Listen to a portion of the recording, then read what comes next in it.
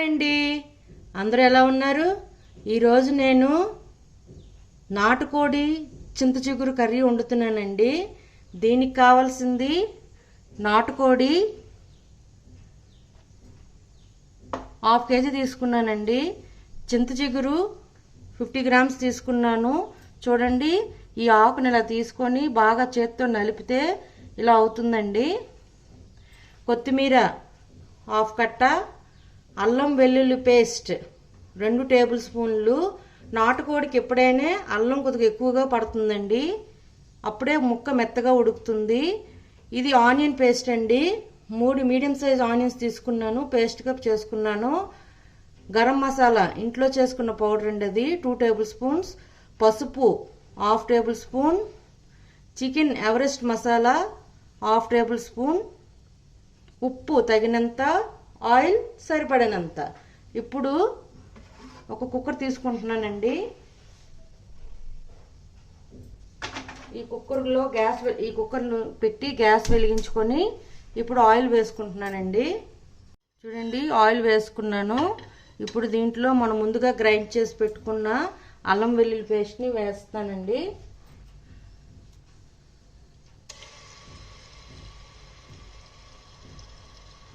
ఇది పచ్చివాసన పోయేదాకా వేపుకుందాం.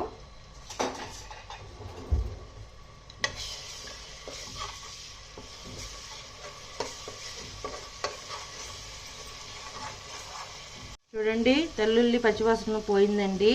ఇప్పుడు దీనిలోనే మనం గ్రైండ్ చేసి పెట్టుకున్న ఉల్లిపాయ పేస్ట్ వేసేస్తున్నానండి. దీనిలోనే పసుపు కూడా వేసేస్తున్నాను. పసుపు, కొంచెం ఉప్పు వేస్తానండి. ఉప్పు కూడా యాడ్ చేశానండి. ఇప్పుడు ఇది పచ్చివాసన పోయి ఆయిల్ పైకి తేలేదాకా ఇలా మీడియం ఫ్లేమ్లో పెట్టుకున్నానండి.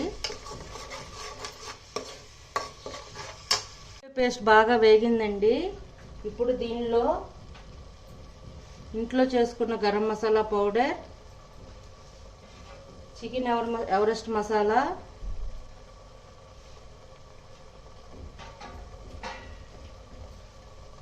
చింత చిగురు, ఇవన్నీ బాగా మిక్స్ చేసుకుందామండి.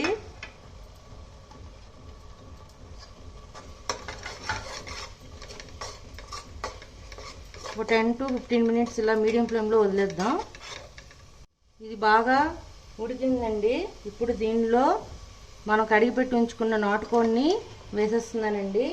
వేసుకొని బాగా కలుపుకొని ఒక 10 మినిట్స్ మూత పెట్టి వద్దామండి. చూడండి, ఇది బాగా ఉడికిందండి. ఇలాగ 10 to 15 మినిట్స్ వదిలేసానండి అలాగా. ఇప్పుడు ఒక 1.5 గ్లాస్ వాటర్ యాడ్ చేసుకుంటున్నానండి. చేసుకొని బాగా కలుపుకొని కుక్కర్ విజిల్ తీసుకుందామండి. చూడండి, నాటుకోడి చికెన్ రెడీ అండి. ఇప్పుడు దీన్ని సర్వింగ్ బౌల్లోకి తీసుకుందాం. ఇది బాగా బాయిల్ అవుతుందండి.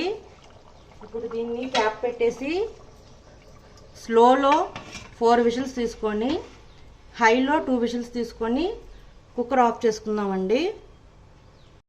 వేడి వేడి చింత చిగురు నాటుకోడి చికెన్ రెడీ అండి. మీకు నచ్చినట్లయితే like, share and subscribe it. Bye.